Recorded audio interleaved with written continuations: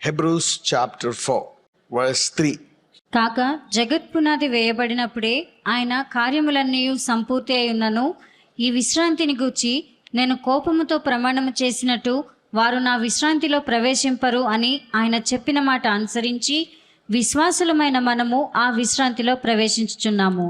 దేవుడు ఒక్కొక్కసారి ఆయన మన అవిధేయత వల్ల కానీ మనము సరిగ్గా విశ్వాసంలో నిలకడ ఉండలేకపోవడము, కొన్ని పొరపాట్లు చేసినప్పుడు దేవుడు కోప్పడతాడు, కొన్నిసార్లు దండిస్తాడు. అందుకే హెబ్రూలో చెప్తాడు, నీ తండ్రి నిన్ను శిక్షింపగా నీవు విసుకక, అది మన మంచి కొరకే దండిస్తాడు.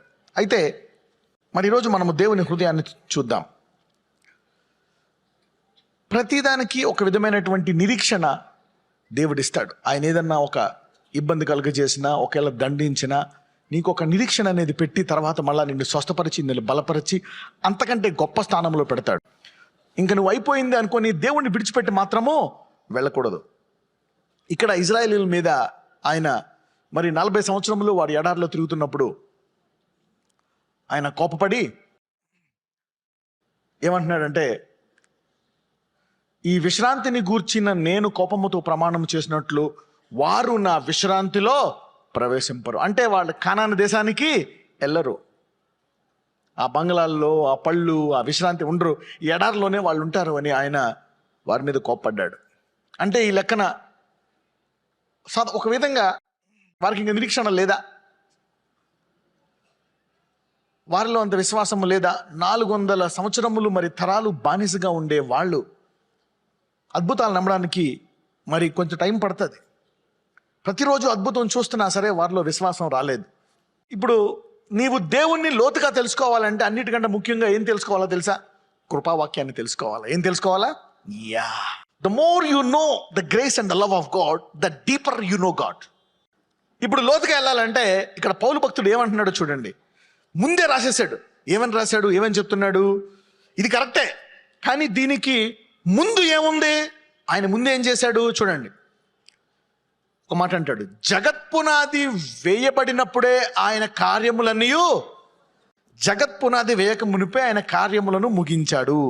ఈ లోతు తెలియకపోతే పౌలు ఈ వాక్యాన్ని ఎక్స్ప్లెయిన్ చేసేవాడు కాదు. This is the mystery. ఇది మనము చూస్తే ప్రకటనలో మరి రాశాడు, తర్వాత హెబ్రూల్లో రాశారు. ఈ వచనం తెలిస్తే దేవుని ప్రేమ ఎంత లోతైందో మనం తెలుసుకుంటాం. We will know how deep is the love of God if you know this verse. ఈ వాక్యం గనక నీకు తెలిస్తే ఈ మధ్యలో వచ్చిన ఉగ్రతను నీవు మార్చుకోగలవు. సౌలుకి అంత లోతు తెలియదు. అందుకే ఎప్పుడైతే సమూయేలు దేవుడు నేను తిరస్కరిస్తున్నాడు అన్నాడో, సౌలు 2-3 సార్లు బతుకులాడాడు, మొరపెట్టాడు. తర్వాత ఏం చేశాడు? దేవునికి వ్యతిరేకంగా ప్రవక్తల్ని చంపేయడానికి రెడీ అయిపోయాడు. దావీదు అలా కాదు, మన్న పడక మీద కూడా నేను ఎక్కడ పోతానయ్యా, అగాధంలోకి వెళ్ళా నువ్వు అక్కడ ఉంటావు, ఆకాశంకి వెళ్ళిపోయినా ఉంటావు, నేను ఎక్కడికి వెళ్ళిపోతాను, సమాధిలోకి వెళ్తే అవి చూస్తారు, కనికరం చూపించాలి నువ్వే, అయినా చూపించట్లేకపోతే మళ్ళీ మొరపెడతాడు. చూడు దీన్ని అంతా తడిసిపోతుంది, రాత్రి అంతా ఇది నిద్రపడుతుంది, అయినా కనికరించవా అని కనికరం గట్టిగా పట్టుకున్నాడు. దేవుడు దావీదు మీద ఉండే ఉగ్రతను తీసివేశాడు. You see that? So David knew the love of God. చూడండి ఇక్కడ ఏమంటాడు, జగత్పునాది వేయబడినప్పుడే ఆయన కార్యములన్నీ, అంటే ఏంటి? ఆయన ఏం చేశాడు? గొర్రెపిల్లని వధించేశాడు. You see that? అంటే ఇంకేం ముగించాడు దేవుడు? ఒకవేళ ఉగ్రతతో, అంటే ఏంటి? నువ్వు పడిపోయినా, ఉగ్రత వచ్చినా, పొరపాటు చేసినా, వీళ్ళందరికీ, ఈ పాపములో వీళ్ళందరికీ కూడా నేను విశ్రాంతిని ఆల్రెడీ జగత్ పునాది వేయక మునిపే ఇచ్చేసా.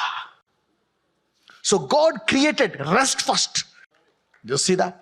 అంటే దేవుడు ముందుగా దేన్ని సృష్టించాడు, దేన్ని ముగించాడు? నీకు విశ్రాంతి కావాలా? ఎందుకంటే అవిశ్రాంతి గల సమయము నీ జీవితంలో ఉంటుందని దేవుడు విశ్రాంతిని ముందుగానే ఇచ్చేశాడు. అందుకే ఇక్కడ చెప్తాడు, ఆయన ముందుగా విశ్రాంతి ఇచ్చి మధ్యలో ఏమన్నాడు? మీరు నా విశ్రాంతిలో ప్రవేశించరు. అంటే ఇది పర్మనెంటా, టెంపరీయా? టెంపరీ. అంటే ముందు ఏం ముగించేశాడు ఆయన? ఇక్కడికి వచ్చి అవిశ్రాంతి గల పరిస్థితులను అక్కడ ముందే ముగించేశాడు, విశ్రాంతినిచ్చి. చూడండి, చిన్నపిల్లలకు తెలుసు మమ్మీ గురించి. ఏయ్ నువ్వు అది తీసుకున్నావు అనుకో కాళ్ళు ఎరగొడతా అంటది. అడిగిన చేస్తాడు, అయినప్పటికీ వెళ్తాడు, తీసి పడేస్తాడు. చెప్పానా కాళ్ళు, మళ్ళీ వెళ్తాడు, అరే మళ్ళీ కాళ్ళు కొడతాడు, మళ్ళీ పడేస్తాడు. అబ్బా వీడు వాళ్ళ కదని చెప్పి ఏం చేస్తుంది, దాన్ని అక్కడి నుంచి మార్చేస్తుంది కానీ కాళ్ళు కొడుతుందా? అది తల్లి కాబట్టి తెలుసు లోతుగా. అదే టీచర్ అనుకో కాళ్ళు కొడుతుంది అనుకో, అమ్మో కొడుతుందేమో, ఎందుకంటే తెలుసా తెలీదా? తెలీదు. నెక్స్ట్ టైం ఏం చేస్తుంది, 2 కొడుతుంది, 2 దెబ్బలు వేస్తుంది, వాడిని ఏడుస్తాడు. కానీ ఈసారి భయం, 2 దెబ్బలు వేస్తుంది, మరీ దారుణంగా కాళ్ళు కొట్టేస్తుందా? ఎరగొట్టదు. అలాగే దేవుడు జగత్పునాది వేయక మునిపే ఆయన ప్రణాళిక ఏంటి? నా ప్రజలందరూ ఎందులోకి వెళ్ళాలా? విశ్రాంతి. ఎందుకంటే అవిశ్రాంతి గల ఈ భూలోకంలో మీరుంటారు, సైతానుడు అనేవాడు ఉన్నాడు, నీవు శరీరంలో ఉన్నావు, బలహీనతలో ఉన్నావు. కాబట్టి అవిశ్రాంతి సంఘటనలు అనేకమైనవి ఉంటాయి.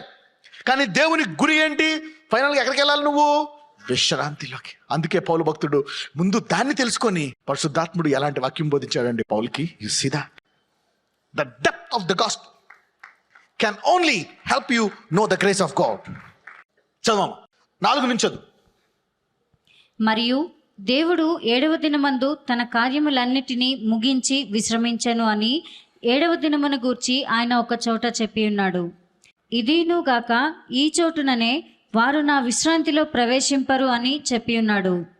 కాగా ఎవరో కొందరు విశ్రాంతిలో ప్రవేశించుదురు అన్నమాట నిశ్చయం. ఏది నిశ్చయము? ప్రవేశించడం అనేది నిశ్చయమా? విశ్రాంతిలో ప్రవేశిస్తారనేది నిశ్చయమా? You see that. దేవుడు భూమిని చేసిందే విశ్రాంతి కొరకు, మానవుని చేసిందే తన విశ్రాంతిలోకి ప్రవేశించాలని. ఇది దేవుని చిత్తము. You see that. చదవము. కాగా ఎవరో కొందరు విశ్రాంతిలో ప్రవేశించుదురు అన్నమాట నిశ్చయము కనుకను, ముందు సువార్త వినిన వారు అవిధేయత చేత ప్రవేశింపలేదు కనుకను, నేడు మీరు ఆయన మాట వినిన ఎడల మీ హృదయములను కఠినపరచుకొనకూడని వెనుక చెప్పబడిన ప్రకారము ఇంతకాలమైన తరువాత దావీదు గ్రంథంలో నేడు అని ఒక దినమును నిర్ణయించుచున్నాడు. అందరూ నేడు అనండి. అంటే అర్థం ఏంటి? దేవుడు ఒక దినాన్ని నిర్ణయించాడంట. ఏంటంట? లోకములో అంటాడు, నా బతికింతే, ఇక నేను జీవితం అంతా షుగర్తో సావాల్సిందే, ఈ బీపీతో సావాల్సిందే, ఈ రోగంతో చచ్చిపోవాల్సిందే, నా తల్లి అంతే, నా అమ్మమ్మ అంతే, మా అమ్మమ్మ అంతే, అందరూ ఇంతే, మా జీవితం అంతా ఇంతే, విశ్రాంతి లేదు. కానీ వాక్యంలో లోతుకెళ్ళిన వాడు ఒక మాట అంటున్నాడు, నేడు అనేది ఉందంట. ఒకటి ఏముందంట? నేడు. ఈరోజు నీవు హృదయం కఠినపరుచుకోకుండా వాక్యం వింటే నేడే నీకు విడుదల. You see that? So God has given escape route which is called today.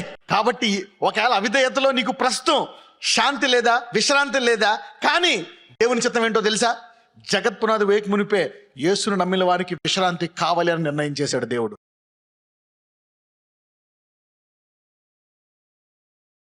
ప్రార్థించు, నజరేయుడైన యేసయ్య నా పరిస్థితి మారాలా, ఎంతకాలం నేను ఈ బంధకాల్లో ఉండాలా, ఎంతకాలం నీ రోగాల్లో ఉండాలా, ఎంతకాలం నీ అప్పుల్లో ఉండాలా, ఎంతకాలం నీ వేదనలో ఉండాలా. Lord, change this situation.